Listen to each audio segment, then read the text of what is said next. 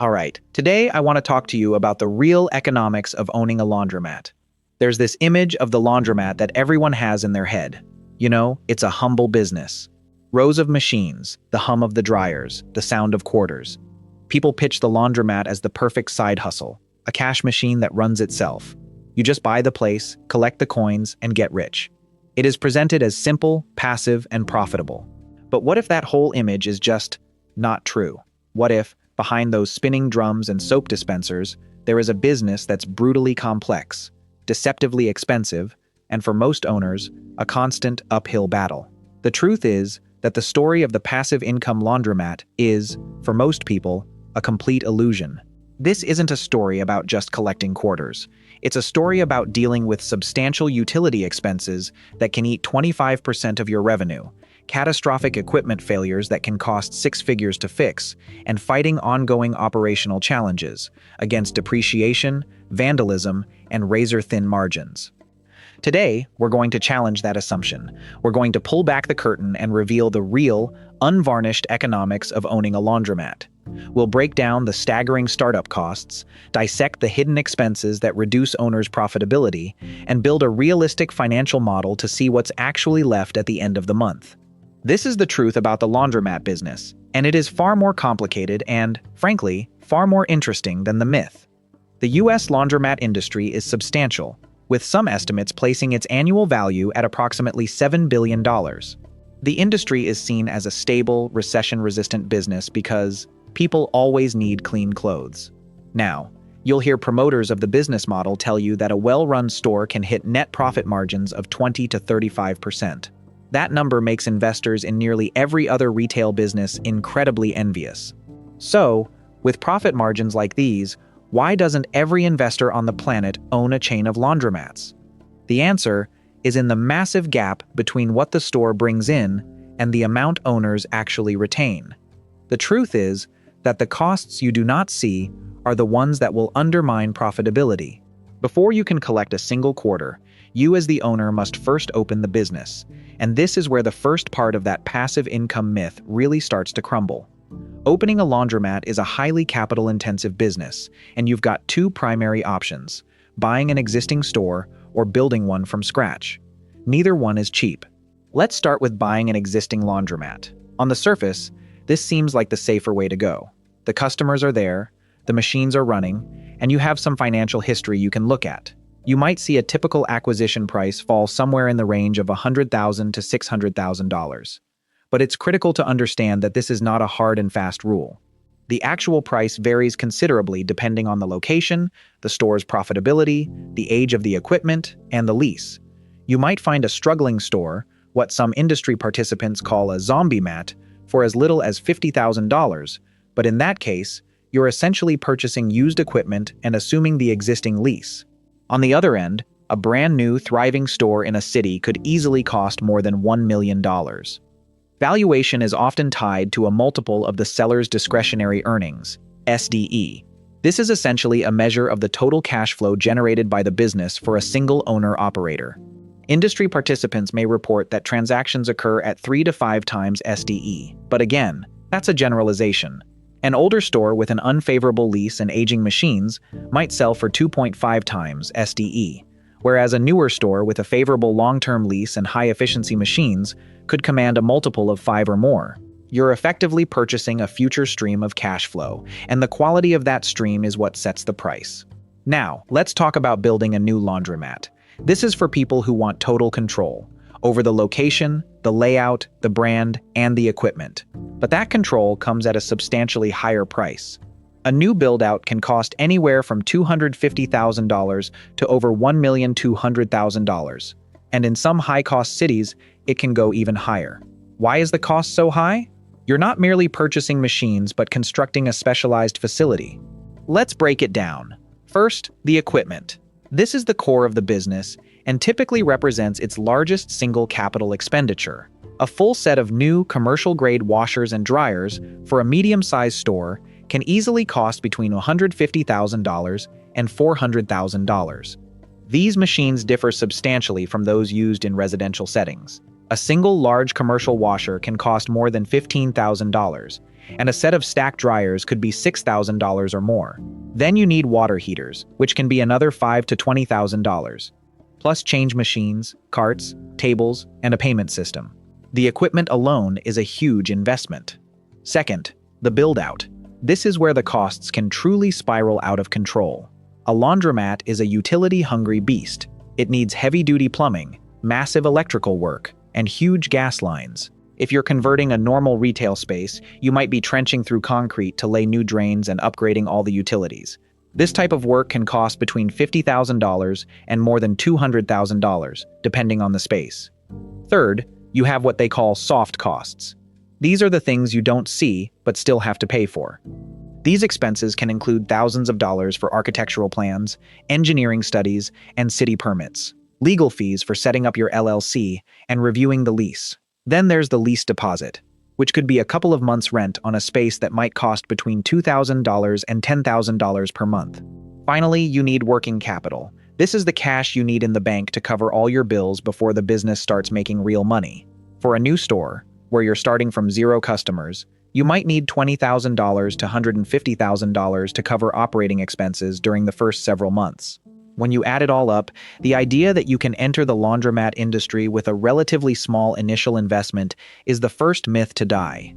You are looking at a huge, six-figure commitment, and getting the money is its own challenge. If you're going for an SBA loan, lenders will want to see a significant down payment. It's not uncommon to see 20% to 30% for an acquisition. And for new construction, which is riskier, it could be even more. Thus, for a $400,000 acquisition, the buyer might need to contribute $80,000 to $120,000 in personal capital. For a $1 million new build, that could be $300,000 or more. The laundromat business should therefore not be regarded as an obvious or low-risk investment.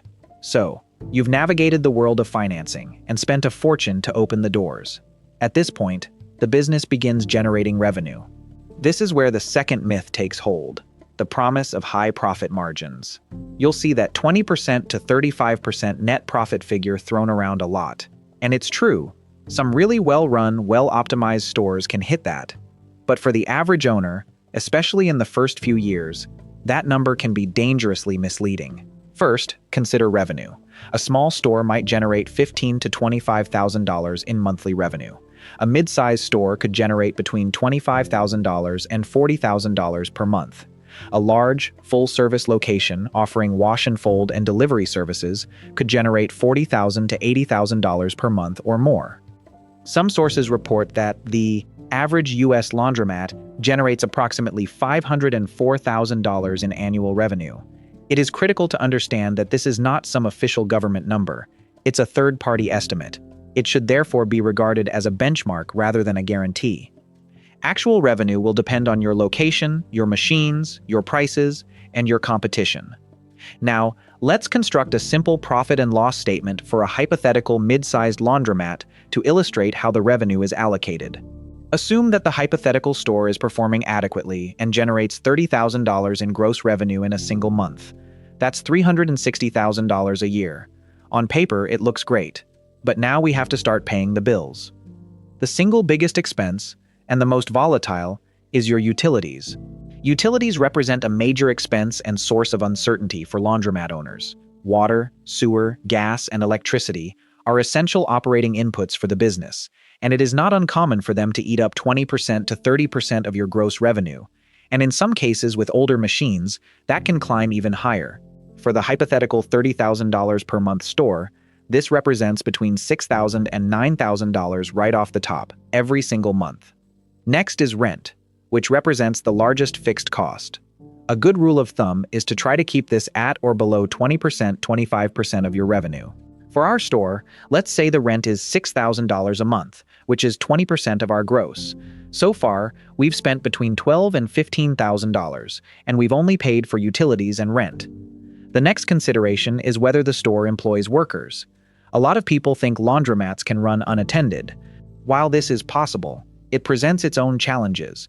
If you want to offer services such as wash and fold, or maintain a cleaner and safer store, you need employees. Payroll expenses can range from 15% to 25% of revenue. For a conservative estimate, assume monthly payroll expenses of $5,000. our running total is now up to around $20,000. However, additional expenses must also be considered. The business also incurs numerous additional expenses. Maintenance and repairs are constant. Allocating 5%, 10% of revenue to these expenses is advisable. For this analysis, assume a rate of 7%, equivalent to $2,100 per month. Additional expenses include insurance, credit card processing fees, cleaning supplies, waste disposal costs, accounting fees, and business licenses. Collectively, these expenses may account for an additional 10% of revenue, or $3,000 in our example. So, let's tally it up. We started with $30,000. Utilities, $6,000, 20%. Rent, $6,000, 20%. Labor, $5,000, around 17%. Maintenance, $2,100, 7%. Other costs, $3,000, 10%. Our total monthly operating expenses are $22,100.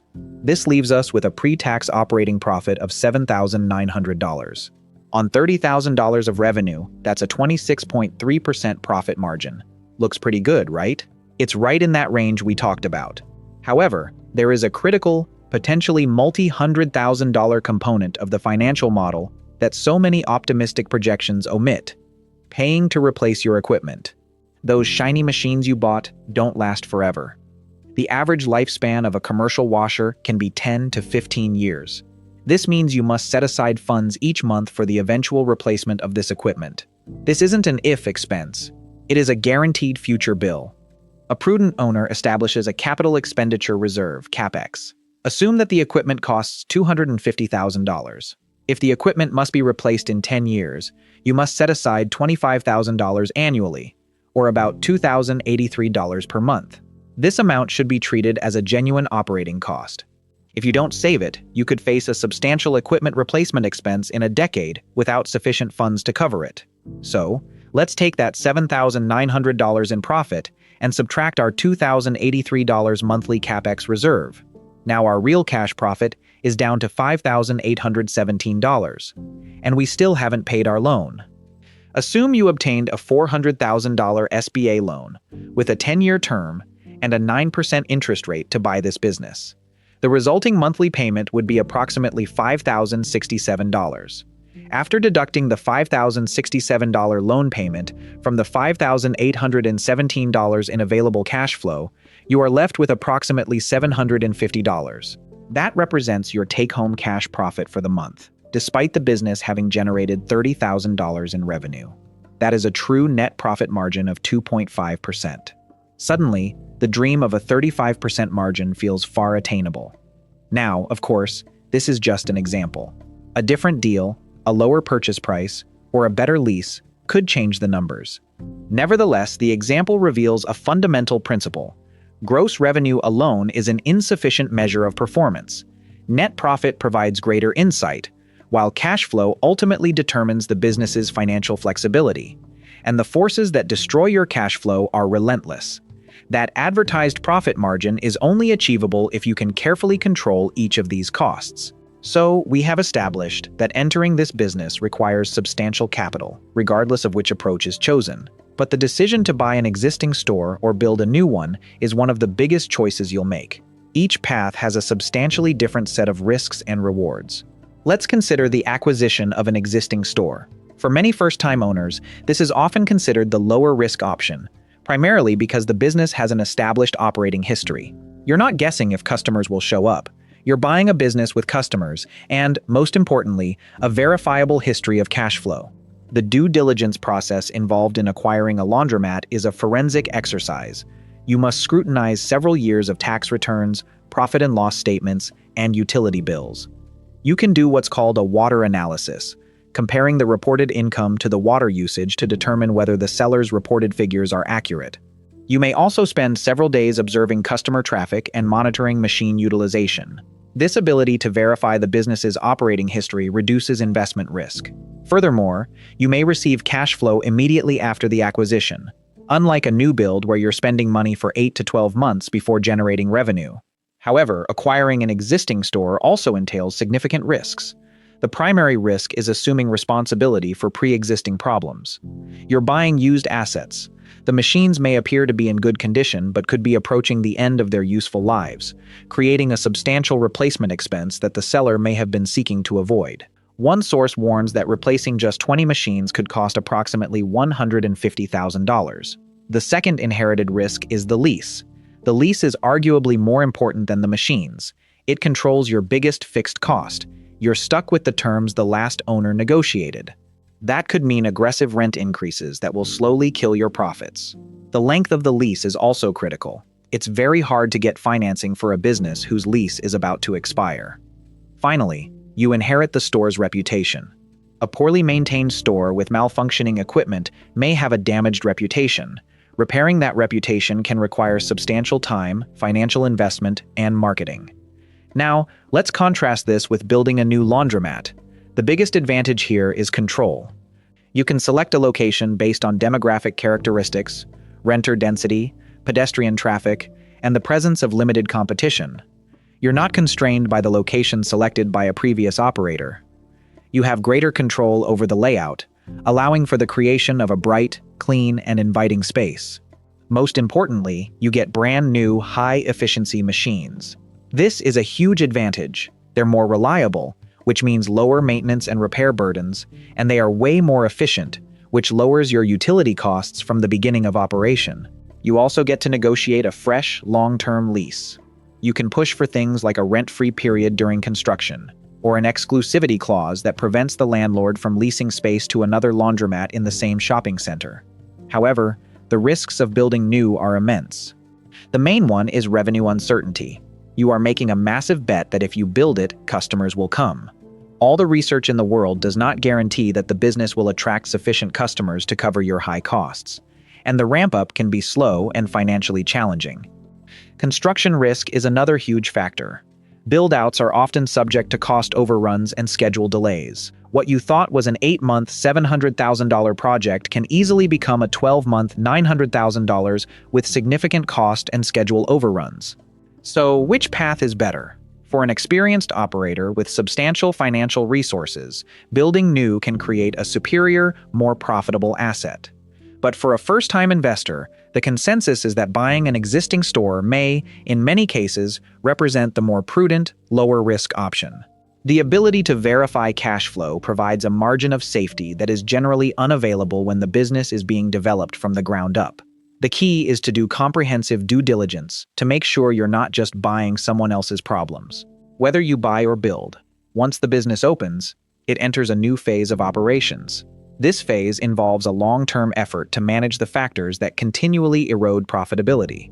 And in the laundromat world, 4 factors are particularly persistent. Let's call them the 4 horsemen of the laundromat apocalypse. Knowing this is the true secret to survival. The first horseman is utilities. As we've talked about, your utility expenses represent a substantial and potentially volatile operating cost. It's consistently your biggest operating expense, often 20%, 30% of your gross revenue. A mid-sized store can easily face monthly bills of $4,000 to $10,000. These costs are also volatile. An aging washer with a leaky seal or a dryer with a clogged vent will consume more energy and water every single cycle, thereby increasing operating expenses and reducing profitability. Thus, machine efficiency should not be regarded as a luxury. It is a core financial consideration. The second horseman is repairs and replacement. Your business operates as an intensive commercial facility, often for 12 to 18 hours per day, 7 days per week. Equipment failures are therefore inevitable. A service call from a technician can cost hundreds of dollars before any repairs are performed. A failed motor or control board can be a $500 to $1,500 repair bill for one machine. However, the greater threat is not repair costs but equipment replacement. As noted previously, commercial equipment has a finite lifespan of about 10 to 15 years. Failing to establish a capital expenditure reserve can be a significant factor contributing to business failure. When the equipment reaches the end of its expected service life, an owner without an adequate reserve fund may face a sudden 6-figure replacement expense that the business cannot readily finance. The third horseman is theft and vandalism. While many laundromats are moving to cashless systems, many stores still rely on coin-based payment systems. This can make such stores more vulnerable to theft. Coin boxes may be pried open, and change machines may be damaged or destroyed. And the cost of the damage to the machine can be far more than the amount stolen. Vandalism, ranging from graffiti to deliberate or improper use of the machines, adds another category of expense. There is also an indirect cost. A store perceived as unsafe may deter customers. Anecdotal reports from some owners of poorly secured stores that losses from this can eat up a staggering 3%, 7% of gross revenue. So don't take that as an industry average, but it illustrates the potential severity of the problem. This is why investing in adequate lighting and security camera systems should not be viewed solely as an expense, it is also an investment. The fourth, and perhaps most insidious, horseman is the lease. A lease is a legal document that may contain provisions capable of materially affecting the viability of a business. An aggressive rent escalation clause can cause your biggest fixed cost to grow faster than your revenue, thereby substantially reducing or eliminating profit margins. A lease without an exclusivity clause could permit the landlord to lease adjacent space to a competing laundromat. However, the most consequential provision may be the demolition clause. Such a provision may give the landlord the right to terminate the lease with just a few months' notice if the landlord elects to demolish the building. Imagine investing $800,000 to build your store, only to have the landlord terminate the lease 3 years later. Your entire investment is therefore placed at significant risk. Having a qualified commercial real estate attorney review the lease is one of the most important steps in protecting the investment. A successful owner is not someone who merely collects coins. Rather, the owner is a vigilant manager who consistently monitors and manages these 4 areas. This detailed analysis of the financial figures may seem overwhelming, and that is precisely the point. The goal is to replace the idealized perception of passive income with a realistic understanding of what it takes to achieve profitability. However, the analysis also illustrates the factors that can contribute to success. If you find this breakdown of business economics fascinating and want to see more industries analyzed in greater detail, make sure to subscribe and hit the bell icon. Every business tells a story through its numbers, and we're here to translate them. Let us know in the comments what business you want us to break down next. After examining the startup costs and the 4 horsemen, it may appear that achieving profitability is impossible. However, that is not necessarily the case. While the expectation of passive income is unrealistic for many owners, the possibility of building a genuinely profitable business remains realistic. Achieving this, however, requires substantial operational discipline that the set-it-and-forget-it crowd doesn't have. Profitable laundromats aren't lucky, they are engineered, and they're usually built on 5 key pillars. First and foremost is location. This is the oldest cliché in real estate, and for laundromats, it is an iron law. A laundromat serves existing demand. The ideal location is in an area with high population density and, crucially, a high percentage of renters. You often hear guidelines like needing 20,000 residents in a 1 to 2 mile radius and a renter rate over 25%. But that's not a hard rule. The point is, you need visibility, easy access, and parking. A cheap lease in a bad location is not a bargain. It's a death sentence. The second pillar is an optimized service mix. The most profitable laundromats today are rarely just self-service. They've become hybrid businesses. The most important of these is wash and fold, or drop-off service. This caters to a different customer, busy people who value their time. While it requires paying for labor, the margins on wash and fold can be significantly higher, with some well-run operations hitting 45% or more on this service. Adding pickup and delivery can expand your reach even further. These services can lift a store's total revenue by 20 to 40%. The third pillar is a superior customer experience. The old stereotype of a laundromat is a place that is dim, dirty, and a little dangerous. Successful modern operators shatter this. They create environments that are bright, spotlessly clean, and safe. This means having an attendant on site, not just for wash and fold, but to clean, assist customers, and provide a presence that deters crime. It means having amenities, free Wi-Fi, comfortable seats, charging stations. A clean bathroom can be a major differentiator. You're trying to build customer loyalty and stand out from the zombie mat down the street. The fourth pillar is embracing technology. The industry has been slow here, but that's changing. Successful modern stores are seeing rapid adoption of card and mobile payment systems. While coin-op is still very common, these systems offer huge advantages. They're convenient for the customer, they can increase how much people spend, and critically, They improve security by having less cash in the store. Technology also helps with management. Modern systems give you real-time data on machine usage and peak hours, so you can make smarter decisions on pricing and promotions. The final pillar is relentless operational discipline. This is the least glamorous but most important part. It means having a rigorous maintenance schedule. It means monitoring utility bills every month for spikes that could signal a leak. It means keeping everything clean to maximize efficiency and prevent fires. It means managing your staff. For most owners, the dream of a truly hands-off, passive income machine remains just that, a dream. A profitable laundromat is an actively managed business that requires constant attention. These 5 pillars are what separate the thriving laundromats from the ones just barely getting by. It's a formula that takes a lot of capital, hard work, and business sense. So, after breaking down the real numbers, is owning a laundromat a good investment? The answer, like the business itself, is complex. If your definition of a good investment is a passive, hands-off income stream that makes you money with minimal effort, then the answer is an unequivocal no. That version of the laundromat business is a myth. Don't believe it. The reality is that a laundromat is a real, demanding, capital-intensive retail business. Success requires a deep understanding of real estate, utility management, equipment maintenance, marketing, and customer service. It requires hundreds of thousands of dollars in capital and the stomach to deal with constant problems. However, for the right kind of entrepreneur, it can be a fantastic investment. For the operator, who is willing to do the research to find a great location, invest in good equipment, commit to a clean and safe environment, and has the discipline to manage costs relentlessly, a laundromat can be a powerful cash flow engine. It can be a recession-resistant business that provides a steady income and builds long-term equity. The money in a laundromat isn't made by emptying the coin boxes. It's made in the hundreds of small decisions you make every month. The lease negotiation, the choice of equipment, the pricing of your services, the maintenance schedule, and hiring a great attendant. The fantasy is simple and easy. The reality is a complex and difficult business. But for those who are willing to master that complexity, the rewards can be very real.